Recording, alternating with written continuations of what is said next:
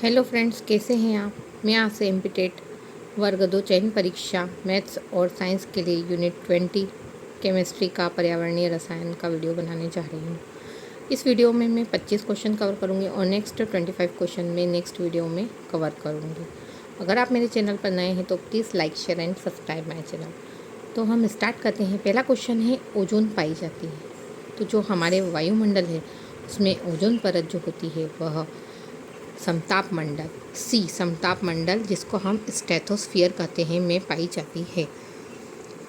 Ozone परत जो होती है वह पृथ्वी पर हानिकारक अल्ट्रावायलेट रेस को आने से रोकती है, जिसकी वजह से त्वचा से संबंधित कई बीमारियां, यहाँ तक कि त्वचा का कैंसर भी हो सकता है। सेकंड क्वेश्चन है, ओजोन परत क्षरण के कारण होता है। तो जो ओजोन परत होती है, अभी मैंने आप लोगों को बताया कि अगर ओजोन परत में क्षय होता है तो हानिकारक अल्ट्रावायलेट रेस पृथ्वी पर आती है और जिसकी वजह से क्या हो सकता है, त्वचा का कैंसर। तो सेकंड का सही आंसर आएगा सी, त्वचा का कैंसर। थर्ड है, निम्न में से कौन वायु प्रदूषण का कारण नहीं है। तो वाहनों की वजह से वायु प्रदूषण होता है। बी, स्टोन क्रशर, इसकी वजह से भी वायु प्रदूषण होता है। ऊष्मीय शक्ति की वजह से भी वायु प्रदूषण होता है, लेकिन जल विद्युतीय शक्ति की वजह से कोई वायु प्रदूषण नहीं होता है। इसलिए थर्ड का सही आंसर आ जाएगा सी, जल विद्युतीय शक्ति। चौथा है, बीओडी किसकी माप है। बीओडी, जिसका फुल फॉर्म होता है बायोलॉजिकल ऑक्सीजन डिमांड, जैव रासायनिक ऑक्सीजन मांग, अर्थात जल में प्रदूषण बढ़ने पर, अपशिष्ट पदार्थों के बढ़ने पर सूक्ष्म जीव जो होते हैं वह उनका अपघटन करते हैं और उनका अपघटन करते वक्त उन्हें ऑक्सीजन की ज़रूरत होती है। अर्थात वो ज़्यादा से ज़्यादा ऑक्सीजन का उपयोग करते हैं, जिससे जल में ऑक्सीजन की मात्रा कम हो जाती है।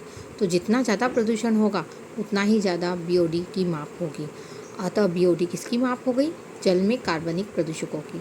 अतः चौथे का सही आंसर आ जाएगा ए, जल में कार्बनिक प्रदूषकों की। पांचवा है, मृदा के खारेपन की जांच के लिए कौन सा उपकरण प्रयोग किया जाता है। तो मृदा में खारेपन की जांच के लिए टिंटोमीटर, चालकता मीटर, पीएच मीटर उपयुक्त सभी। तो इसका सही आंसर आ जाएगा बी, चालकता मीटर। तो मृदा में खारेपन की जांच के लिए चालकता मीटर का उपयोग किया जाता है। छठा क्वेश्चन है, मल द्वारा प्रदूषित पानी से मछलियां मर जाती हैं क्योंकि।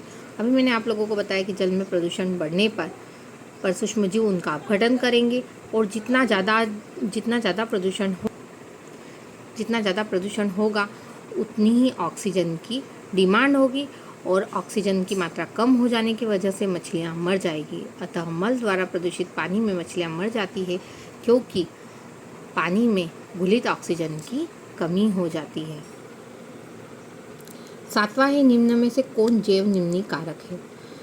तो अभी मैंने आप लोगों को बताया कि जो मल होता है वह सूक्ष्म जीवों द्वारा उसका अपघटन हो जाता है, लेकिन बी, प्लास्टिक, सी, डीडीटी और बीएससी, इनका सूक्ष्म जीवों के द्वारा अपघटन नहीं होता है। अतः सातवें का सही आंसर आ जाएगा ए, मल। आठवां, निम्न में से कौन द्वितीयक प्रदूषक है। तो जो प्रदूषक होते हैं वो दो प्रकार के होते हैं, प्राथमिक और द्वितीय। प्राथमिक प्रदूषक उन प्रदूषकों को कहा जाता है जो सीधे ही किसी स्रोत से उत्पन्न होते हैं, और द्वितीय प्रदूषक उनको कहते हैं जो प्राथमिक प्रदूषकों के आपस में क्रिया करने से बनते हैं। तो द्वितीय प्रदूषक है ए, PAN। तो इसका सही आंसर हो जाएगा ए, PAN। इसके अलावा बी, CFC, जिसका कि फुल फॉर्म है क्लोरोफ्लोरोकार्बन, सी, परागकण, डी, CO, कार्बन मोनोऑक्साइड। ये तीनों ही प्राथमिक प्रदूषक है और PAN जो है वह द्वितीयक प्रदूषक है। 9वां क्वेश्चन, निम्न में से कौन मेले पानी के उपचार में सहायता करता है। तभी मैंने आप लोगों को बताया कि मेला पानी होने पर सूक्ष्मजीव क्या करते हैं, उसे साफ करते हैं। अतः 9वां का सही आंसर हो जाएगा सी, सूक्ष्म जीवाणु। 10वां है, प्रकाश रासायनिक कोहरा किस प्रकार के प्रदूषण से संबंधित है। तो जो कोहरा होता है, कोहरा हमको पता है वायु में होता है, वायुमंडल में होता है। अतः 10वां, प्रकाश रासायनिक कोहरा जो होता है वह वायु प्रदूषण से संबंधित है। 11वां है, इनमें से कौन एटमॉस्फेयर के सबसे ऊपरी सतह है। तो एटमॉस्फेयर की सबसे ऊपरी सतह कौन सी है। इस एटमॉस्फेयर में 5 सतहें होती है, स्ट्रेटोस्फियर, ट्रोपोस्फियर, एक्सोस्फियर, आइनोस्फियर। इसके अलावा एक होती है मेसोस्फियर। ठीक है, तो जो सबसे बाहर वाली होती है वह होती है एक्सोस्फियर। निम्न में से कौन सबसे ठंडा भाग है। ट्रोपोस्फियर, मेसोस्फियर, समताप मंडल या थर्मोस्फियर। तो जो मेसोस्फियर होता है वह सबसे ठंडा भाग होता है। वायुमंडल में जो होता है वह सबसे जो निचली परत होती है वह ट्रोपोस्फियर होती है। सेकंड नंबर पर स्ट्रेटोस्फियर होती है। थर्ड नंबर पर मेसोस्फियर होती है। चौथे नंबर पे थर्मोस्फियर होती है और लास्ट में जो होती है वह एक्सोस्फियर होती है। 13 क्वेश्चन है, इनमें से कौन प्रदूषक नहीं है? NO2, CO2, O3 या C6H12। तो जो प्रदूषक नहीं है वह है CO2। 14 क्वेश्चन है, रक्त में हीमोग्लोबिन के साथ कौन सी गैस क्रिया करती है? वैसे तो रक्त में जो हीमोग्लोबिन होता है उसके साथ ऑक्सीजन, कार्बन डाइऑक्साइड दोनों ही अभिक्रिया करती है और साथ में कार्बन मोनोऑक्साइड भी अभिक्रिया करती है।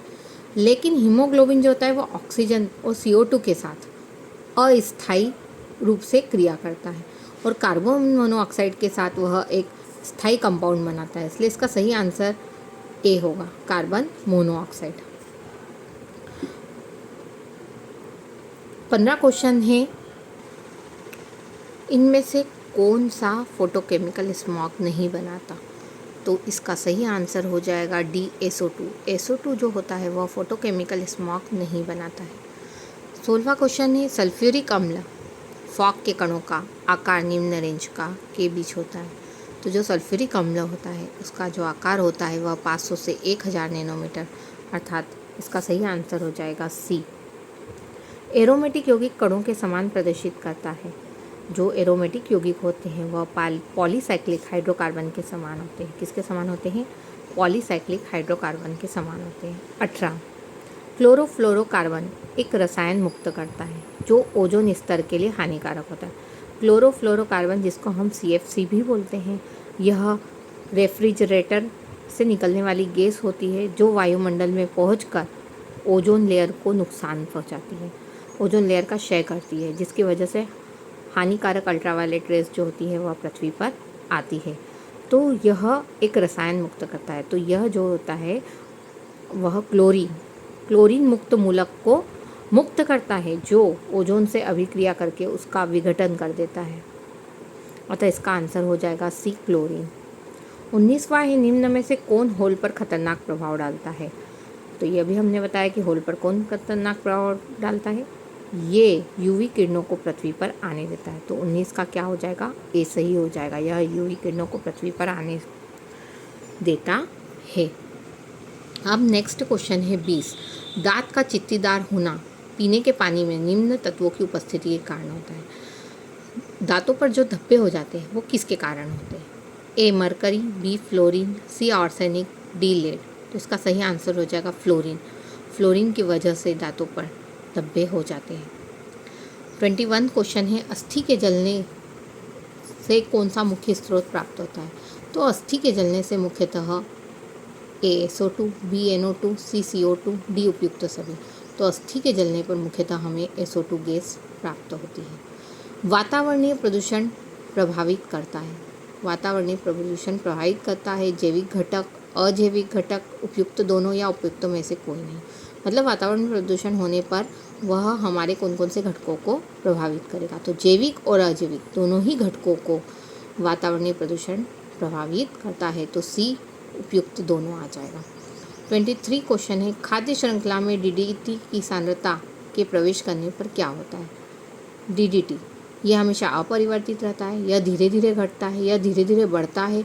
DDT भोजन श्रृंखला में प्रवेश नहीं कर सकता है। तो DDT की सांद्रता बढ़ेगी तो वह क्या हो जाएगा? धीरे धीरे बढ़ जाएगा। इसलिए 23 का सही आंसर हो जाएगा सी, यह धीरे धीरे बढ़ता है।